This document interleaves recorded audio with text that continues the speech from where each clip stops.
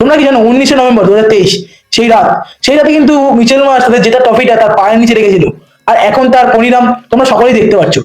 ছোট ছোট দেশরা এসে তাদের পরাস্ত করে দিচ্ছে, এমনকি তাদের মান সম্মান একদমই এখন বলতে হলে নেই।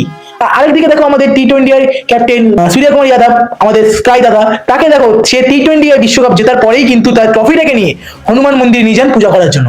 এটাই হলো বাইরের দেশ এবং ইন্ডিয়ার মধ্যে পার্থক্য। সে 19 নভেম্বরের রাতের পর কিন্তু অনেক ফ্যানরাই রোহিত শর্মাকে ট্রোল করে বলেছিল একজন ছিল কপিল আর একজন ছিল ধোনি, তারাই কিন্তু অমর থাকবে। কিন্তু না, আমাদের রোহিত শর্মা তার ইগোটা দেখিয়ে দিয়েছে। 2024 টি-20 ওয়ার্ল্ড কাপের প্রথম ট্রফি আসে রোহিত শর্মার হাতে। 7 রানে হারিয়ে সাউথ আফ্রিকাকে বাড়ি ফিরিয়ে দেন রোহিত শর্মা।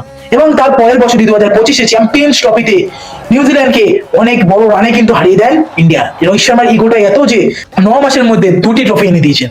আর আমাদের সূর্যা দাদা এই বছর 2026 স্কাই ইন্টারন্যাশনাল টি-20 বিশ্বকাপ সে কিন্তু আমাদের এনে দিয়েছে। তো এটাই হলো আমাদের ইন্ডিয়া এবং বাইরের দেশের মধ্যে পার্থক্য। জয় হিন্দ, জয় ভারত, জয় শ্রীরাম।